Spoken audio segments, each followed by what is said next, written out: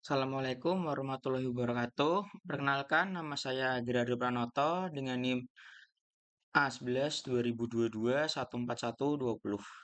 Pada kesempatan saya ini, saya akan menjelaskan alur kerja dan isi dari file notebook yang saya buat. Notebook ini berisi tentang tahapan lengkap, mulai dari persiapan library, processing data, penanganan data yang tidak seimbang, pembangunan model machine learning, hingga evaluasi performa model.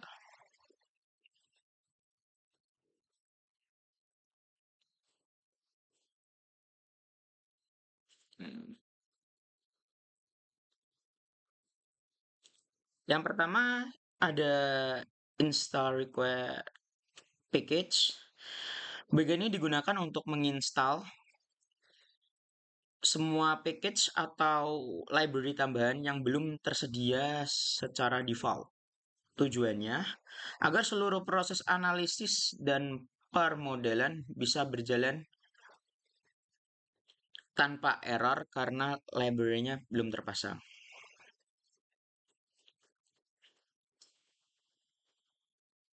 Ada import necessary. Di bagian ini, saya mengimpor semua library yang dibutuhkan, seperti Pandas, NumPy, untuk pengelolaan sebuah data. Matplotlib, Matplotlib dan Seaborn untuk visualisasi secara scikit-learn dan imbalance learn untuk proses machine learning.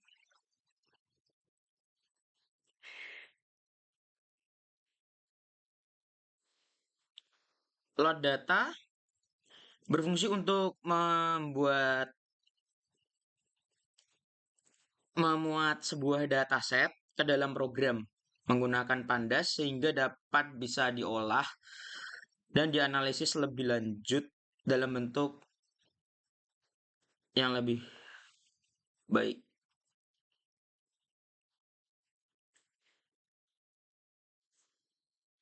Display first view arrow.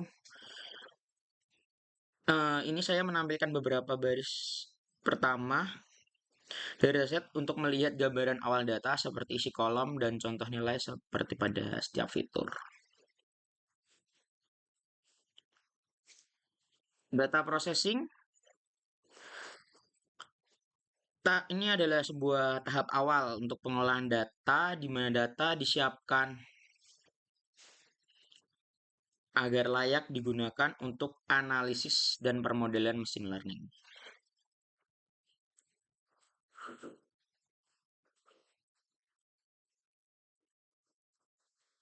The drop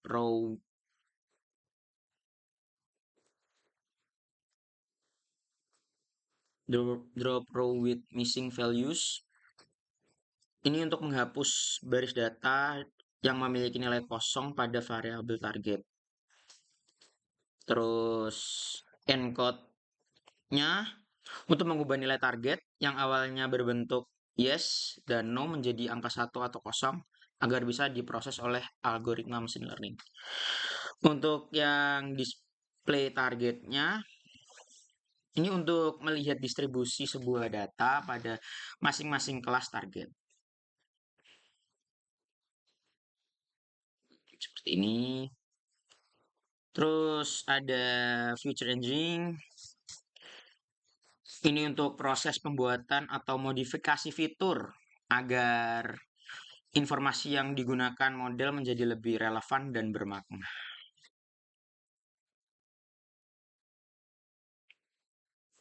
Kalau convert data,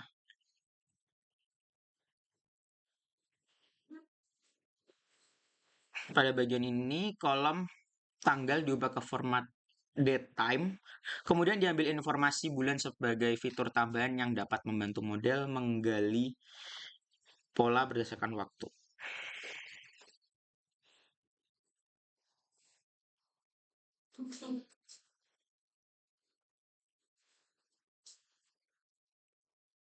Untuk displaynya, untuk mengecek kembali struktur dataset setelah processing seperti jumlah kolom, tipe data, dan memastikan perubahan sudah benar.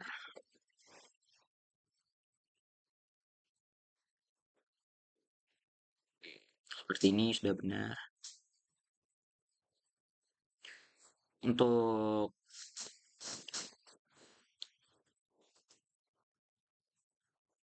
eksplorasi data analis, tahap untuk eksplorasi data untuk memahami karakteristik dataset, pola data, serta potensi masalah sebelum dilakukannya pemodelan. Dataset struktur, untuk melihat struktur dataset secara keseluruhan, termasuk jumlah baris kolom dan tipe data. Missing values, untuk mengecek apakah masih terdapat data yang kosong pada setiap kolom sehingga bisa ditentukan apakah perlu penanganan lanjut atau tidak. Untuk target variabelnya, untuk menampilkan distribusi kelas pada variabel target untuk memastikan apakah dataset mengalami ketidakseimbangan kelas atau tidak. Seperti ini.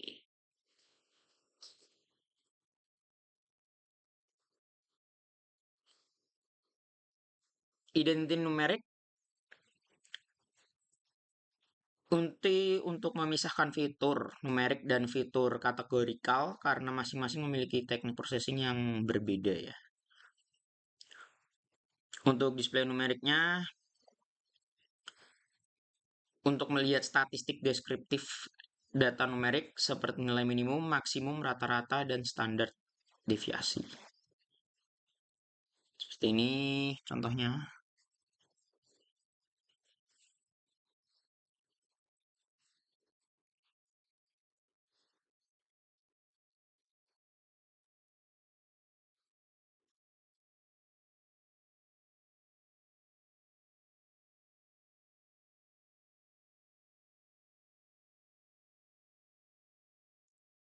Visual numerik, untuk memvisualisasi distribusi data numerik, untuk melihat pola sebaran data dan mendeteksi kemungkinan outlier.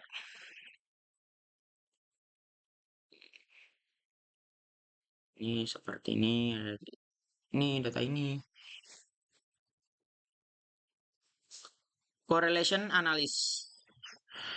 Ini untuk menganalisis hubungan antar fitur numerik sehingga dapat diketahui fitur mana yang saling berkorelasi kuat.